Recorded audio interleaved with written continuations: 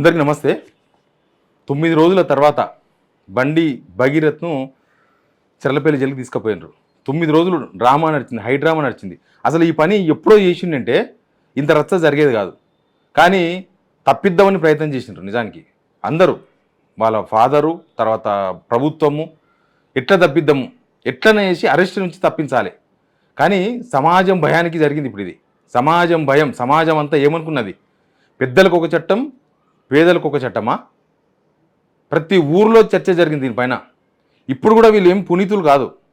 9 రోజుల తర్వాత మొత్తం దారులన్నీ మూసుకపోతే ఇక దిక్కులేని సిచ్యువేషన్ అనమాట. ఏమీ చేయలేని పరిస్థితుల్లో లాస్ట్కి రిమైండ్ చేయాల్సి వచ్చింది. కానీ రిమైండ్ కన్నా ముందు చాలా పెద్ద డ్రామా జరిగింది. చాలా పెద్ద డ్రామా. మొత్తం పదురుకొనే, మొత్తం అడ్వాన్స్ ముందే మాట్లాడుకుని స్క్రిప్టెడ్ అట్లే అనిపించింది. 8 రోజుల్లో లేని హడావిడి 9వ రోజు చాలా పెద్ద పెద్ద హడావిడి జరిగింది. అసలు ఎందుకు, ఏం జరిగింది, ఎట్లా జరిగింది, దీని వెనుక జరిగిన హైడ్రామా అయ్యింది, అన్ని వీడియోలు చూద్దాం. ముందు సబ్స్క్రైబ్ చేయండి, షేర్ కూడా చేయండి. నిజానికి నిన్న పొద్దు నుంచి హైడ్రామా స్టార్ట్ అయింది. నిన్న పొద్దుగాలనే మీడియాలో మొత్తం బ్రేకింగ్ న్యూస్ వచ్చినాయి. అసలు రోజు ఏమో నో బ్రేకింగ్ న్యూస్. అసలు ఆ బాధితురాలు కేసు పెట్టిన రోజు మొత్తం నిద్రపోయింది మెయిన్ మీడియా. నిన్న పొద్దుగాలని స్టార్ట్ చేసినారు. మరికొద్ది సేపట్లో పోలీసుల ముందు లొంగిపోబోతున్నాడు, మరికొద్ది సేపట్లో బండి భగీరథ రాబోతున్నాడు, లొంగిపోతున్నాడు అని పొద్దంతా నడిపించారు. తర్వాత పోలీసు వాళ్ళు హడావిడి స్టార్ట్ అయింది. మొత్తం ప్రీ ప్లాన్ ఇదంతా. తర్వాత పోలీసు వాళ్ళు 8 రోజులు ఎక్కడ వెతికిర్రో ఎవరికి ఇక్కడ కనబడలే. పలానా దగ్గర వెతికినట్టు కానీ ఎవరు వీడియో పెట్టలేదు, ఎవరు ఫోటో పెట్టలేదు, ఏం పెట్టలేదు. కానీ 9వ రోజు మాత్రం కరీంనగర్లో బండి సంజయ్ ఇంటికి పోయినరు. చాలా మర్యాద. పోలీసు వాళ్ళు ఇంత మర్యాదగా ఉంటారని నిన్ననే అర్థమైంది. మొత్తం నా పక్కన వీడియో ఉంది చూడండి. షూ వదిలేసి ఇంటి బయట లోపలికి వెళ్ళి అందరినీ మర్యాదగా, మామూలుగా ఒక మామూలు పరిస్థితి, మామూలు అక్యూజ్డ్ ఇంటికి పోతే ఎవరన్నా మామూలు జనరల్ పీపుల్ నా లాంటి వాళ్ళు అనుకో పోతే ఎంత హడావిడో తెలుసా పోలీసు వాళ్ళది. ఏడున్నాడు, మొత్తం పరుపులు ఎప్పి చూసుడు, కింద మంచాలు ఎత్తి చూసుడు, కిటికీలు చూసుడు, ఏడ బొక్కలున్నాయి, ఏ బొక్కలకు పోయిండు, ఏదైనా భూమిని దొవ్వి లోపల పెట్టినరా, చాలా చాలా ఉంటాయి. మీ ఓడు ఏడబెట్టినరు, మీరు కూడా జైలుకి పోతారు చెప్పకపోతే. మీ ఇష్టం, మీకు తెలుసు ఏడున్నారో, మాకు తెలుసు ఏడున్నారో, కానీ మేము మీరే ఇస్తారని చూస్తున్నాం, మీరు పట్టిస్తే మీకు శిక్ష తగ్గుతుంది, చాలా చెప్తారు స్టోరీలు. కానీ అది అట్లా లేదు, చాలా స్మూత్గా. బండి సంజయ్ ఇంటికి పోయినరు జూబ్లీ హిల్స్లో. బండి సంజయ్ ఇంటికి 8 రోజులు ఎవరు పోలే. కానీ ఆయన లొంగిపోతున్నాడు అని తెలిసిన తర్వాత, తెలుసుకున్న తర్వాత కాదు, అందరూ మాట్లాడుకొని పదురుకున్న తర్వాత అప్పుడు సెర్చ్ స్టార్ట్ చేసినారు. అనవసరంగా డీజిల్ వేస్ట్. ఇప్పుడు డీజిల్ పెట్రోల్ సేవ్ చేయమంటారు కదా, పోలీసు వాళ్ళు ఆ డీజిల్ కూడా వేస్ట్ చేసినారు అనమాట. ఇక ఆ తర్వాత ఇంకా లుకౌట్ నోటీస్ ఇచ్చిండ్రు. విదేశాలకు పారిపోయేతోడు 8 రోజులు ఆగి 9వ రోజు పోతాడా? ముందే పోతాడు కదా. లుకౌట్ నోటీస్ ఇచ్చారు. ఎప్పుడో ఆయన ఫస్ట్ డే ఎప్పుడు పోలీసు వాళ్ళు ఎప్పుడు చెప్పిండ్రు అబ్స్కాండెడ్ అని, అంతకన్నా ముందు ఇవ్వాలి, కానీ ఇవ్వలేదు. నిన్న ప్రభుత్వము వీళ్ళు వాళ్ళంతా పదురుకొని అందరు మళ్ళీ బయటకు వచ్చేసిండ్రు. ఏమన్నారు, బండి సంజయ్ ఫస్ట్ ట్వీట్ చేసిండ్రు. నా పక్కన ట్వీట్ చూడండి. బండి సంజయ్ గారు ఏమంటారు, చట్టాన్ని గౌరవిస్తూ అందరికీ సమానమే చట్టం కాబట్టి చట్టాన్ని మీద నాకు నమ్మకం ఉంది, చట్టాన్ని గౌరవిస్తూ నేను మా కొడుకును సరెండర్ చేస్తున్నా. మా అడ్వకేట్లు ఈ కేసు ఎట్లా కొట్టేస్తారో, ఎట్లా బెయిల్ వస్తారన్నందుకు నేను ఇన్ని రోజులు నేను అప్పచెప్పలేకపోయినా. మొన్ననేమో నా పేరు తీయొద్దు బండి భగీరథ కేసులు అని చెప్పిండు, ఇప్పుడేమో ఆయన్నే ట్వీట్ చేసిండు. దీనిలో 3 అంశాలు మాట్లాడాలి.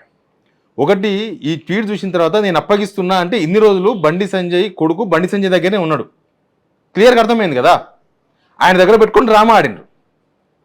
ఆయన దగ్గర పెట్టుకున్నాడు. పోలీసు వాళ్ళేమో అబ్స్కాండ్ అని చెప్పిండ్రు, ఈయననేమో ఆయన దగ్గర పెట్టుకొని మొత్తం డ్రామా ఆడిండు. అంటే బండి సంజయ్ దగ్గర పెట్టుకొని ఆయన కొడుకును ఇన్ని రోజులు దాచిపెట్టుకొని అన్ని దారులు మూసుకుపోయిన తర్వాత కోర్టులో చూసాం కదా ఏం జరిగిందో. కోర్టులో మొత్తం ఎక్కడెక్కడ డోర్లు క్లోజ్ అయిపోయినాయి. ఇక బెయిల్ రాదు, యాంటిసిపేటరీ బెయిల్ లేదు, నాట్ టు అరెస్ట్ లేదు, ఎప్పుడో గురువారం దాకా ఉంది. సమాజం నుంచి ఫుల్ ప్రెషర్ వస్తుంది. సమాజం నుంచి ఫుల్ ప్రెషర్ వచ్చి ఈ విధంగా తప్పనిసరి పరిస్థితులు లొంగిపోయింది. దీనిలో రేవంత్ రెడ్డి పాత్ర కూడా ఉంది. రేవంత్ రెడ్డి పాత్ర ఎందుకంటున్నా అంటే రేవంత్ రెడ్డి తెలియకుండా ఇదంతా జరగలేదు. ఇప్పుడు బండి సంజయ్ ఏమో నేను సరెండర్ చేసినా చెప్తున్నాను, పోలీసు వాళ్ళు ఏమో లేదు మేము అరెస్ట్ చేసినామని చెప్తున్నారు. ఎంత కన్ఫ్యూజన్. ఇద్దరు రెండు బలమైన వ్యవస్థలు, రెండు బలమైన వ్యక్తులు, బలమైన వ్యవస్థలు సరెండర్ చేసిండ్రా, అరెస్ట్ చేసిండ్రా. ఇది ఒక డ్రామా. ఏంటంటే తాను చట్టాన్ని గౌరవించే వ్యక్తిలాగా బండి సంజయ్ ప్రొజెక్షన్ చేసుకోనికే నేను సరెండర్ చేసిన. అది ఎప్పుడో ఫస్ట్ డేనో సెకండ్ డేనో చేస్తే నిజంగానే మీకు చట్టాల మీద గౌరవం ఉన్నట్లుగా, నిజంగానే మీరు బాధ్యతగా ఉన్నట్లుగా సమాజం భావించేస్తుంటే ఇప్పటికల్లా ఈ చర్చ జరిగేది కాదు. పేదలకో చట్టం పెద్దలకో చట్టం అనే చర్చ జరిగేది కాదు తెలంగాణ సమాజంలో. పోలీసులు కూడా మేము అరెస్ట్ చేసినాం, మేము కూడా అరెస్ట్ చేసినాం అంటే ఇక చూసినారా మేము పట్టుకున్నాం 8 రోజులు 9 రోజులు మంచిగా నిమ్మలంగా ఉండి మేము కూడా మేమే తెచ్చుకున్నాం, మేమే పట్టుకున్నాం అంటే మేము కూడా కరెక్ట్ పనిచేసినామని సమాజాన్ని భ్రమలో పెట్టేందుకు ఇదంతా, సమాజాన్ని తప్పుదో పట్టించేందుకు ఇదంతా ప్రయత్నం చేసినాడు. దాంట్లో డౌట్ ఏం లేదు. ఇప్పుడు ఇన్ని రోజులు దాచిపెట్టినందుకు యాక్చువల్గా అయితే కేసు పెట్టాలి నిజంగా దాచిపెట్టిన వాళ్ళ మీద. ఇప్పుడు ఎట్లుంటుంది మన ఊళ్ళో ముసలి కూడా తెలుసు, ఎవడైనా నేరం చేసినోడు మనకు చెప్పకుండా సార్ వచ్చి మన దగ్గర ఉన్నాడంటే పోలీసు వాడు మనం పట్టుకపోయి ఎంక్వైరీ చేస్తారు. వాడిని ఎందుకు దాచిపెట్టినావు, నువ్వు నీ దగ్గర ఎందుకు ఉంచుకున్నావు, వాడు పలానా దగ్గర దొంగతనం చేసిండు, పలానా దగ్గర మర్డర్ చేసిండు, పలానా దగ్గర మానభంగం చేసిండు, నువ్వు ఎందుకు ఉంచుకున్నావు, నాకు తెలియదు సార్, నాకు చెప్పలేదు సార్ అంటే కూడా విన్నారు పోలీసు వాళ్ళు. నీ దగ్గర ఉంచుకున్నావు, నీ మీద కూడా కేసు వేస్తామని చెప్పి ఒక కేసు పెట్టి లోపల పడేస్తారు.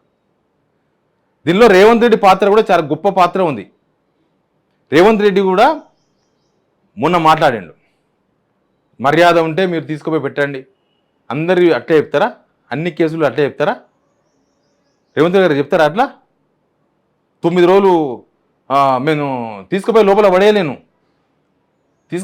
పడేయలేరు, కానీ సామాన్య జనాలు తీసుకుపోయి లోపల పడేస్తారు కదా. మరి ఈ కేసులో మాత్రం ఎందుకు జరగలేదు? దీనిలో అందరూ నేరస్తులాగానే కనిపించింది సమాజం దృష్టిలో. వీళ్ళందరూ తప్పు చేసిన నేరస్తులు మీన్స్ తప్పు చేసినట్టుగానే సమాజం భావిస్తుంది కదా. ప్రజలను నమ్మించనీకి ఇవన్నీ చేసిండ్రు, ప్రజలను నమ్మించనీకి నేను జరిగిన డ్రామా అంతా కూడా జనాలను నమ్మించనీకినే కదా. పోలీసులు కూడా ప్రజలు సమాజంలో పెద్ద చర్చ జరుగుతుంది దీనిపైన, ఇదంతా కిరికిరాయి ఎక్కడో పోయేటట్టుంది, ఇదంతా ఏమో మన మీదకి వచ్చిందని ఒక్కసారిగా అందరు బయటకు వచ్చి సమాజం చట్టం మీద వీళ్ళు గౌరవం ఉన్నట్లు, చట్టాన్ని వీళ్ళు అమలు చేస్తున్నట్లుగా ఇవన్నీ కూడా చేసి చాలా క్లియర్గా కనిపిస్తుంది. అసలు బండి భగీరథ్ ఫేస్ కూడా ఎక్కడ కనబడలే. నా పక్కన ఫోటో కనిపిస్తుంది చూడండి, బీజేపీ అడ్వకేట్స్ మధ్య ఆయన కనిపిస్తున్నాడు. ఆయనే నేను అనుకుంటున్నా, అందరూ అదే అనుకోవాలి. ఒక మాస్క్ పెట్టుకొని మొత్తం పైన హుడీ వేసుకొని అసలు బండి భగీరథేనా అనే అనుమానం చాలామంది అనుమానం వ్యక్తం చేస్తున్నారు. బండి భగీరథేనా లేకపోతే ఎవరినో తీసుకొచ్చి, కానీ యాజ్ ఏ ఎక్స్పీరియన్స్ జర్నలిస్ట్గా పోలీసు వాళ్ళు అంత పిచ్చి పని అయితే చేయరు. ఎందుకంటే వాళ్ళకి జాబులు పోతాయి ఏమైనా వేస్తే. ఎవరో పొలిటీషియన్స్ కోసం కొద్దిసేపు అరెస్ట్ చేయకుండా ఆపగలరు, లేకపోతే ఇంకేమైనా చేయగలరు అంతవరకే, కానీ అట్లా చేసే అవకాశం అయితే లేదు. బండి భగీరథ ప్లస్లో వేరే వాళ్ళను లోపల నొక్కి బండి భగీరథ తినని సమాజాన్ని మరీ తప్పుదోవ పట్టించేంత పిచ్చి పని చేస్తారని నేనైతే అనుకోను, ఎవరు అనుకోరు, అది కష్టమవుతుంది. కానీ ఇంత జరిగిన తర్వాత ప్రజలు చట్టాన్ని ఎట్లా ట్రస్ట్ చేస్తారు, పోలీసులను ఎట్లా నమ్ముతారు? ట్రస్ట్ అంటే నమ్మడం. లేకపోతే ఇట్లాంటి పొలిటీషియన్స్ని ఎట్లా ట్రస్ట్ చేయాలి, ముఖ్యమంత్రిని ఎట్లా ట్రస్ట్ చేయాలి, ప్రభుత్వాన్ని ఎట్లా ట్రస్ట్ చేయాలి, ఎట్లా చేయాలి, ఇదంతా కూడా ఎక్కడ అసలు ఏం అర్థమైతే లేదు. అసలు ఈ కేసు ఒక పెద్ద ఎగ్జాంపుల్గా నిలిచింది. రేపు నాడు ఎవడన్నా ఇట్లాంటి చిల్లర పని చేసి మైనర్ బాలికల మీదో మహిళల మీదో చేసి వాడు కూడా ఇది ఫాలో అవుతాడేమో. ఆడ జరగలేదా, ఈడ కూడా జరుగుతుంది. ఆడ మీరు పట్టుకోలేదు, 9 రోజులు పట్టుకోలేదు, మమ్మల్ని ఎందుకు పట్టుకుంటారని అడుగుతారేమో పోలీసులను. ఏం చేస్తారో ఏం అర్థమైతే లేదు. కానీ ప్రజలకు చూపించేది ఉండే. బండి భగీరథ్ కూడా కొద్దిగా మేము పట్టుకున్నామని పోలీసులు అంతా గర్వంగా చెప్తున్నప్పుడు 9 రోజుల తర్వాత పట్టుకోవడమే చాలా గర్వము. కనీసం చూపిస్తే ప్రజలు సమాజం కూడా కొంచెం సంతృప్తి చెందుతుండే కదా. సమాజంలో అట్లాంటి చూపించద్దు అనేది కూడా చట్టాలు చాలా ఉన్నాయి. కానీ ఈ కేసులో జరగాల్సిన డ్యామేజ్ మొత్తం జరిగిపోయింది. జరగాల్సిన డ్యామేజ్ మొత్తం ఎంత జరగాలనో అంత డ్యామేజ్ జరిగింది. బండి సంజయ్కి డ్యామేజే, బీజేపీకి డ్యామేజ్. ఇప్పుడు బీజేపీ అడ్వకేట్, బీజేపీ రామచంద్ర ఏమన్నాడు, మాకు సంబంధం లేదన్నాడు. కానీ బీజేపీ లీగల్ అడ్వకేట్లే ఆధ్వర్యంలోనే ఆయన పోలీసుల మధ్యన కనిపించింది మనకు. ఒక స్పెషల్ కార్లో తీసుకుపోయి అంత స్పెషల్గా అనిపించింది. వేరే పర్సన్స్ అయితే అంత స్పెషల్గా చూపిస్తారా పోలీసు వాళ్ళు? అందుకే అంటారు ఇదంతా కూడా ప్రీ ప్లాన్గా అందరికి తెలుసు. ఇదంతా ఒక స్క్రిప్ట్ వేసుకొని ఆ స్క్రిప్ట్ ప్రకారం మొత్తం నడవాల్సిన డ్రామా అంతా కూడా ఒక స్క్రిప్ట్ ప్రకారమే నడిచినట్టుగా చాలా క్లియర్గా కనబడుతుంది.